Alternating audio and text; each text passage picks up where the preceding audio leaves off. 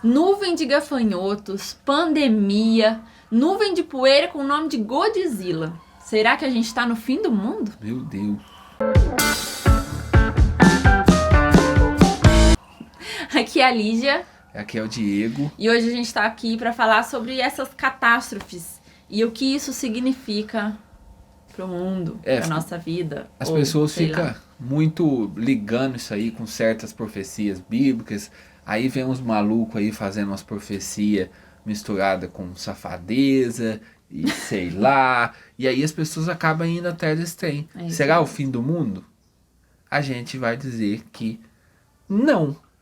A gente não sabe no fim das contas. Porque mas Deus é Deus e ele faz do jeito que ele quiser, na hora que ele quiser. Ninguém vai saber quando ele vai vir. Mas provavelmente não é. Por quê? Olhando os antecedentes históricos, gostou agora, hein? Olhando os antecedentes históricos, a gente vai ver que já existiram outras coisas até piores do que essa que a gente está vivendo. É isso mesmo. A gripe espanhola, há 102 anos atrás, no século XX, matou mais de 50 milhões de pessoas no mundo inteiro. Essa gripe era uma pandemia, onde as escolas tinham que ser fechadas, os comércios. Muita gente morreu até que descobriram uma forma lá para controlar e deu tudo certo. Estamos aqui hoje vivendo a nossa vida. Se fosse o fim do mundo naquela época, nós não estaríamos aqui. Né? E detalhe que matou mais gente do que a pandemia matou agora, né? Não vai chegar nesses números. Se Deus quiser. Difícil, porque são números enormes. Para uma população muito menor do que agora. Né? Há pouco tempo, se eu não me engano, há pouco tempo passou do número de 1 milhão de mortos. Então teria que estar 50 vezes pior do que está. Então, ao que tudo indica, não será este o fim do mundo. E a gente vê assim, ao longo da história da humanidade, sempre existiu certas catástrofes, certos acontecimentos que encaixariam com certas profecias bíblicas e daria para você ver se é o fim do mundo. Então. Desde, por exemplo, quando eu estudando a história da igreja, uma das coisas mais difíceis que eu acho é quando o Império Romano caiu. Não foi assim uma catástrofe, mas o mundo virou uma série de guerrilha. Não tinha um poder unificador, não tinha governo, não tinha nada. Era tudo guerra, era barbárie. E estamos aí, passou. Depois aí teve a peste negra também, por volta do século XV, que veio nos ratos do porão dos navios que vinham da África. E aí também matou mais da metade da população europeia, matou várias pessoas. Foi pouco depois que veio Martim Lutero, que é outra peste também. Mas enfim. Essa nuvem de gafanhotos mesmo que tá falando que vai vir no Brasil, não sei nem se já passou. Já aconteceu isso muitas vezes, né? Em 2004 aconteceu na África, aconteceu no México. E a coisa assim, que esses gafanhotos é prejudicial para as plantações, mas eles não transmitem nenhum tipo de doença, eles não são carnívoros, nem nada disso. E tem um motivo natural. Tem um motivo natural, pela condição climática. Aqui no Brasil, nós não vai ficar estudando condição climática para falar para vocês, né? Mas assim, é condição climática, o calor, o vento, e deu aquilo lá. Mas agora você pode falar, ufa!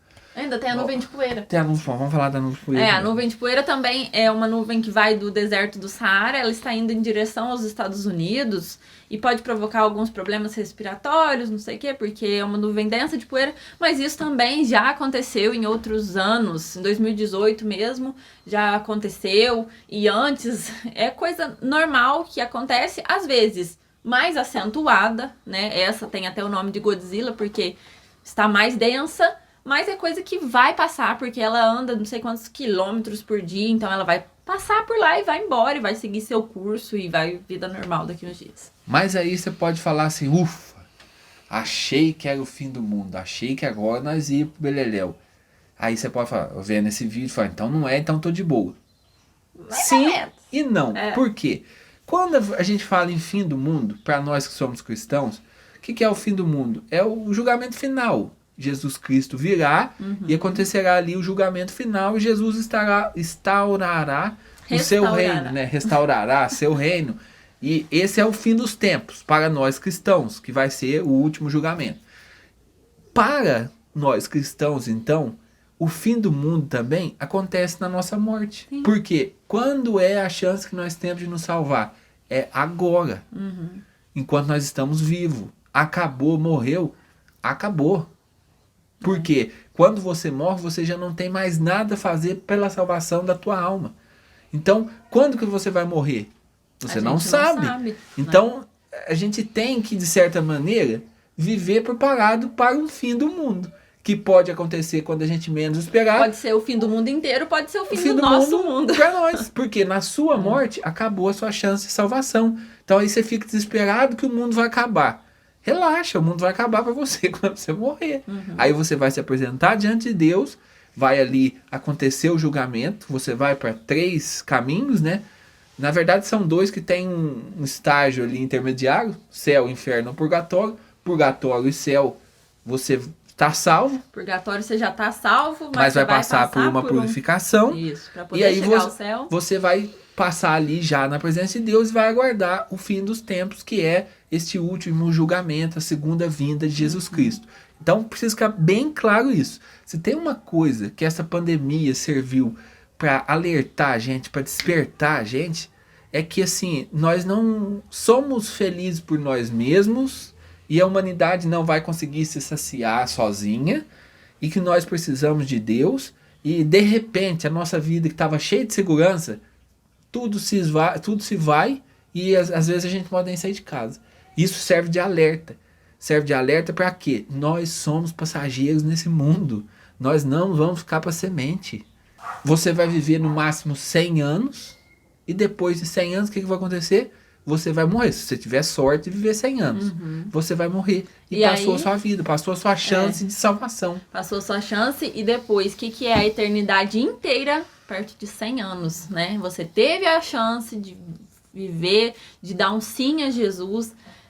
E aí, depois que você morrer, você vai se apresentar diante de Deus e você mesmo não vai ter coragem de ficar diante de Deus pelos pecados que você cometeu.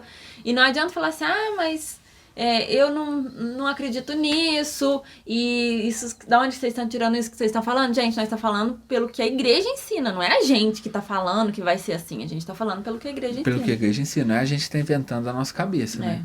E assim, então, nós devemos viver num sinal de alerta. Os santos nos ensinam a viver sempre preparados para a morte.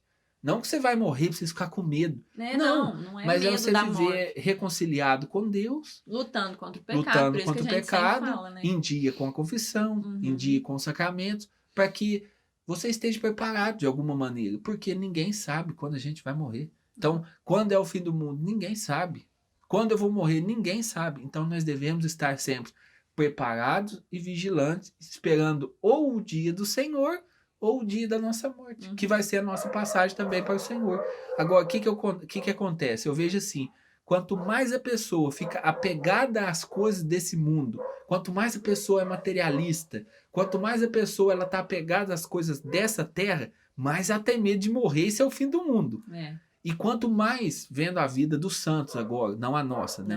Você vendo a vida dos santos, quanto mais os santos vão se convertendo, se aproximando de Deus, mas eles querem a morte. Eles vão desejando a morte, porque estão reconciliados com Deus. Estão em paz, né? Estão em paz, não tem medo. Tem muita gente que vive com medo da morte. O único jeito de combater o medo da morte é você se reconciliar com ela. Até porque depois da morte, se a gente for pro céu, vai ser muito melhor do que é aqui. Muito, muito, infinitas milhões de vezes melhor. Porque no céu não tem sofrimento, no céu não tem briga, no céu não tem inveja, não tem nada dessas coisas ruins que a gente vive aqui no mundo. No céu é só amor e contemplação do Deus vivo lá junto com a gente. Imagina que delícia. Mas só que é interessante falar isso porque essa contemplação do Deus que um dia nós vamos ter no céu, ela precisa começar nessa vida.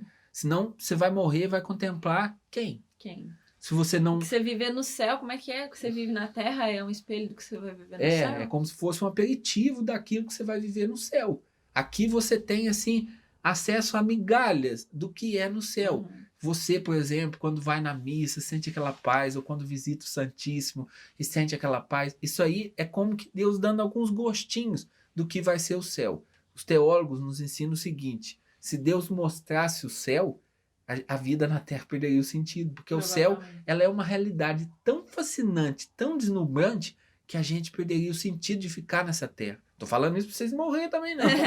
Pra a gente, enquanto a gente tem que aproveitar o tempo de vida para se converter. Tomara Deus que eu viva 120 anos para mim dominar certas paixões, para mim conseguir dominar certos pecados que eu tenho. Tomara. A gente tem que aproveitar o tempo que Deus nos dá, não é para tirar a vida, mas De agora, forma alguma, de pelo forma amor de alguma, Deus. pelo amor de Deus. Senão a pessoa como tá meio, vai para lá que eu quero ir. Mas Não é. aí a chance de ir é menor Menor ainda. ainda. Enquanto há tempo, nós precisamos aproveitar esse tempo para buscar uma conversão de vida e para viver caminhando aqui, Sim. mas olhando para o céu. E às vezes você fica se perguntando assim, mas então por que Deus tá mandando essa pandemia? Gente, não é Deus que manda não, pelo amor do Senhor, foi o bendito do chinês que comeu a sopa de morcego, por isso que a gente tá vivendo tudo isso aqui. Então, não tem nada a ver com Deus. Tudo que acontece no mundo, desde pandemia, O mal. até essas coisas de gafanhoto, é porque como que um ser humano tá fazendo com o mundo que tá deixando o clima desnorteado desse jeito? É tudo culpa nossa, gente. Deus, Tudo é consequência do que nós, seres humanos, fazemos. Deus é bondade infinita. Portanto, o mal não vem de Deus. O mal vem sempre da criatura. Só que Deus alguns santos chamavam Deus de o divino aproveitador. Uhum. Deus aproveita das situações para fazer um bem maior. Com E o que certeza. às vezes pode ser o bem maior nessa pandemia? Nós enxergarmos que a gente precisa de Deus. Precisa de Deus, Precisa se rezar. converter. Precisa isso rezar mesmo. mais. De que o cardeal Sará dizia assim que a humanidade estava achando que ela se bastava a si mesma. De repente, ela se coloca de joelho diante de um vírus. O que isso mostra? Nós, gente, não somos nada. Nós não somos nada. A gente acha que a gente tem controle da nossa vida quando vê o mundo vira de cabeça para baixo e tá aí a gente tendo que ficar fechado dentro de casa, com medo de ir no supermercado, uma coisa que a gente fazia até sem pensar, e a gente com medo de ir no supermercado para não pegar um vírus que pode te deixar mal ou pode matar alguém que você ama se você transmitir, imagina só, né? Por quê? Porque o mundo virou de cabeça para baixo e a gente não tem controle do que acontece na nossa vida, infelizmente, né? Meu pai fala, depois dessa fase agora, pra você ver, a pandemia pro meu pai foi uma providência. Ele começou a rezar, reza terço, hoje reza a missa, aí ele tava falando um negócio pra mim, eu achei até interessante. Falou assim, ó, você viu o tanto que Deus é grande? Deus, num pensar, num estalar de dedo, ele fez o mundo inteiro. E ele trabalha fazendo cercas, as coisas na roça, né? Falou assim, eu pra fazer um buraco, esses dias eu gastei 2 horas. E é verdade, né? Deus é infinitamente maior do que aquilo que a gente pode imaginar. Então, coloquemos a nossa esperança em Deus, na vida eterna. A verdadeira felicidade está em Deus. Está em Deus. E assim, a segurança que nós temos é de que se estivermos em Deus, com Ele nós reinaremos no céu. Essa é a segurança que todos devemos ter. Porque segurança que tem gente que acha que está rezando, está imune ao vírus. Não está. Nós podemos pegar o vírus. A gente viu na Itália sacerdotes que estavam ministrando o sacramento morrendo de coronavírus. Isso aí, gente, é uma fragilidade da natureza que todo mundo está sujeito. Você não recebe, eu tenho fé, você vai lá e recebe uma vacina. Não é assim. Você pode pegar o coronavírus e morrer com o coronavírus. Eu quero dar uma notícia boa para você nesse vídeo. Você pode morrer com o coronavírus.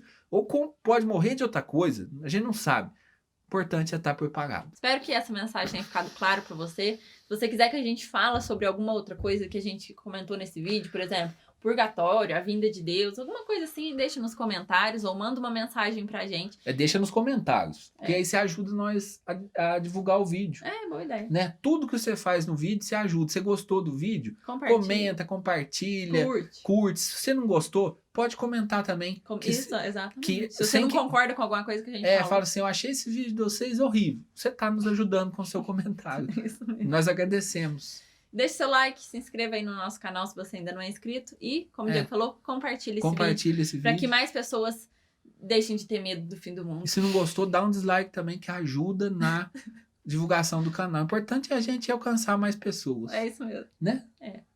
Tchau, gente. Tchau. Até a próxima. Tchau. Hoje eu sei que vai editar.